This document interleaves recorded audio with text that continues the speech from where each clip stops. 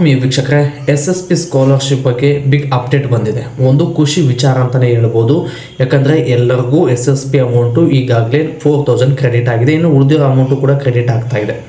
ಅದರ ಜೊತೆಗೆ ವಿದ್ಯಾಶ್ರೀ ಅಮೌಂಟು ಮತ್ತು ಯಶಸ್ವಿನಿ ಅಪ್ಲಿಕೇಶನ್ ಏನು ಹಾಕಿದ್ರಲ್ಲ, ಇವ್ರಿಗೂ ಕೂಡ ಒಂದು ಗುಡ್ ನ್ಯೂಸ್ ಅಂತಲೇ ಹೇಳ್ಬೋದು. ಇದ್ರ ಎಲ್ಲದರ ಬಗ್ಗೆ ತಿಳಿಸ್ಕೊಡ್ತೀನಿ. ಯಾರೆಲ್ಲ ಮೊದಲನೇ ಬಾರಿಗೆ ನನ್ನ ಚಾನಲನ್ನು ನೋಡ್ತಾ ಇದ್ರೋ ಚಾನಲನ್ನು ಸಬ್ಸ್ಕ್ರೈಬ್ ಮಾಡ್ಕೊಳ್ಳಿ.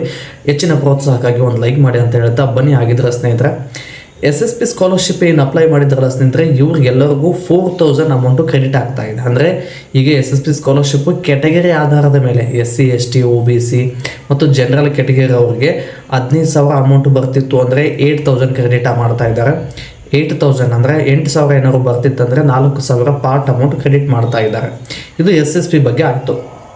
ಮತ್ತು ವಿದ್ಯಾಶ್ರೀ ಸ್ಕಾಲರ್ಶಿಪ್ ಬಗ್ಗೆ ಅಪ್ಡೇಟ್ ಬಂದಿದೆ ಸ್ನೇಹಿತರೆ. ವಿದ್ಯಾಶ್ರೀ ಸ್ಕಾಲರ್ಶಿಪ್ ಏನಿದೆಯಲ್ಲ, ಟೋಟಲು 15,000 ಅಮೌಂಟನ್ನು ನಿಮ್ಗೆ ಹಾಕಿದ್ರು ಇದಕ್ಕಿಂತ ಮುಂಚೆ.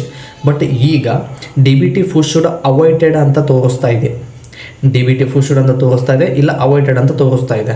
ಇದ್ರ ಜೊತೆಗೆ ಅದರ ಮುಂದೆ ನಿಮಗೆ ವಿತಿನ್ 7 ವರ್ಕಿಂಗ್ ಡೇಸ್ ಒಳಗಡೆ ಅಮೌಂಟು ಕ್ರೆಡಿಟು ಎಷ್ಟಾಗುತ್ತೆ ಅಂತ ಕೂಡ ತೋರಿಸ್ತಾ ಇದೆ. ವಿದ್ಯಾಶ್ರೀ ಸ್ಕಾಲರ್ಶಿಪ್ಪು ಮತ್ತು ಯಶಸ್ವಿನಿ ಸ್ಕಾಲರ್ಶಿಪ್ಪಲ್ಲಿ DBT ಸ್ಟೇಟಸನ್ನು ನೀವು ಚೆಕ್ ಮಾಡಿದ್ರೆ DBT ಸ್ಟೇಟಸ್ ಎಸ್ ಅಂತ ತೋರಿಸ್ತಾ ಇದೆ.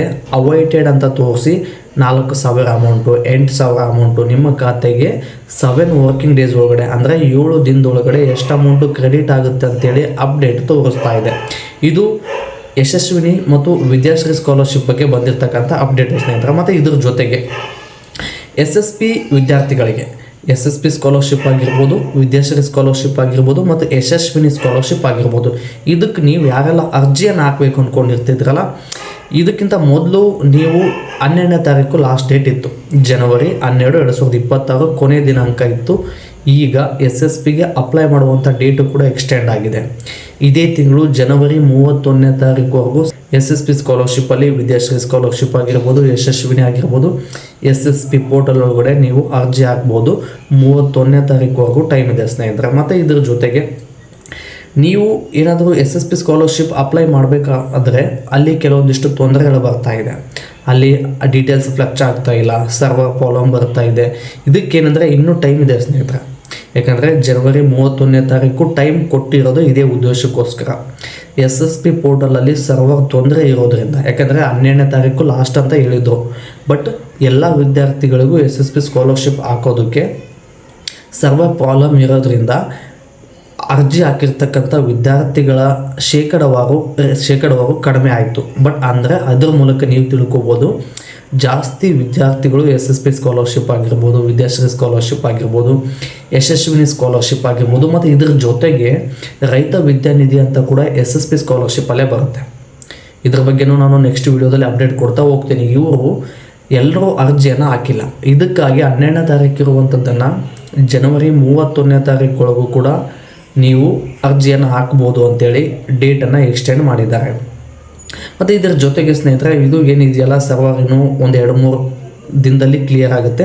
ಅದಾದ ನಂತರ ಯಾವುದೇ ತೊಂದರೆ ಇಲ್ಲ, ಹೋಗಿ ಅರ್ಜಿಯನ್ನು ಹಾಕಿ. ಮತ್ತು SSP ಸ್ಕಾಲರ್ಶಿಪ್ ಅರ್ಜಿ ಹಾಕಿದ್ರಲ್ಲ ಸ್ನೇಹಿತರೆ, ಇವರಿಗೆ 4000 ಅಮೌಂಟು ಕ್ರೆಡಿಟ್ ಆಗಿದೆ. ಕೆಲವೊಬ್ಬರಿಗೆ DBT ಫುಡ್ ಅಂತ ತೋರಿಸ್ತಾ ಇದ್ರು ಕೂಡ ಕ್ರೆಡಿಟ್ ಆಗಿದೆ.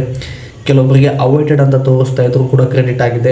ಕೆಲವೊಬ್ಬರಿಗೆ 2 ಸ್ಟೆಪ್ ವೆರಿಫಿಕೇಷನ್ ಕಂಪ್ಲೀಟ್ ಆಗಿಲ್ಲ ಅಂದರೂ ಕೂಡ ಕ್ರೆಡಿಟ್ ಆಗಿದೆ. ಬಟ್ ಯಾವ ರೀತಿ ಕ್ರೆಡಿಟ್ ಆಗಿದೆ ಅನ್ನೋದನ್ನು ತಿಳಿಸ್ತೀನಿ.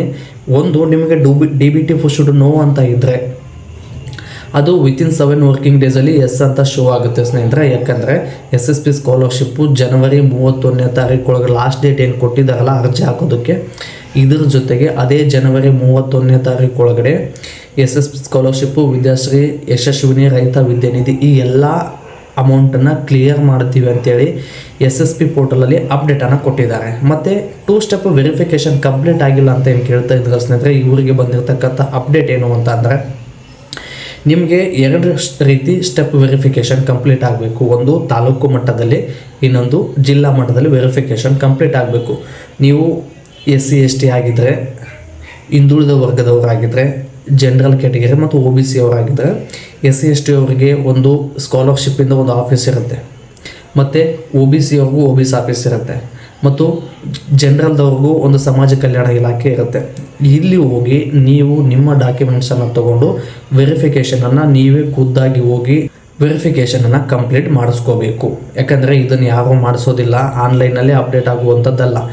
ನೀವು ಅರ್ಜಿಯಲ್ಲಿ ಏನೋ ತೊಂದರೆ ಇದೆ ಅಂತ ಹೇಳಿ ತಾಲೂಕು ಮಟ್ಟದಲ್ಲಿ, ಜಿಲ್ಲಾ ಮಟ್ಟದಲ್ಲಿ ನಿಮ್ಮ ಅರ್ಜಿಗಳನ್ನು ತಡೆ ಹಿಡಿದಿರ್ತಾರೆ, ಪ್ರೋಸೆಸ್ಸನ್ನು ಮಾಡಿರೋದಿಲ್ಲ. ತಾಲೂಕು ಮಟ್ಟದಿಂದ ಜಿಲ್ಲಾ ಹಂತಕ್ಕೆ ನಿಮ್ಮ ಡಾಕ್ಯುಮೆಂಟ್ಸನ್ನು ವೆರಿಫಿಕೇಷನ್ ಮಾಡಿ ಸಬ್ಮಿಟ್ ಮಾಡಿರೋದಿಲ್ಲ, ನೀವು ಹೋಗಿ ಸಬ್ಮಿಷನ್ ಮಾಡಿಸ್ಬೇಕು. ಮತ್ತು ಜಿಲ್ಲಾ ಮಟ್ಟದಲ್ಲಿ ಏನಾದರೂ ತೊಂದರೆ ಇದ್ದರೆ ನಿಮ್ಮ ಜಿಲ್ಲೆಯಲ್ಲಿ ಕೂಡ ಸಂಬಂಧಪಟ್ಟಂಥ ಇಲಾಖೆ ಇರುತ್ತೆ. OBCಗೆ ಸಂಬಂಧಪಟ್ಟ ಇಲಾಖೆ ಇರುತ್ತೆ, SC STಗೆ ಸಂಬಂಧಪಟ್ಟ ಸಮಾಜ ಕಲ್ಯಾಣ ಇಲಾಖೆ ಇರುತ್ತೆ, ಹಿಂದುಳಿದ ವರ್ಗದವರ ಇಲಾಖೆ ಇರುತ್ತೆ. ಅಲ್ಲಿ ಹೋಗಿ ವೆರಿಫಿಕೇಷನನ್ನು ಕಂಪ್ಲೀಟ್ ಮಾಡಿಸಿ, ವೆರಿಫಿಕೇಷನ್ ಕಂಪ್ಲೀಟ್ ಆಗಿ 7 ವರ್ಕಿಂಗ್ ಡೇಸ್ ಒಳಗಡೆ ಅಮೌಂಟು ಬರುತ್ತೆ ಸ್ನೇಹಿತರೆ. ಇದು ಬಂದಿರತಕ್ಕಂಥ ಅಪ್ಡೇಟು. ಇದೇ ರೀತಿ ನಾನು ಹೆಚ್ಚಿನ ವೀಡಿಯೋ ಮಾಡಲು ನಿಮ್ಮ ಪ್ರೋತ್ಸಾಹದ ಅವಶ್ಯಕತೆ ಇದೆ.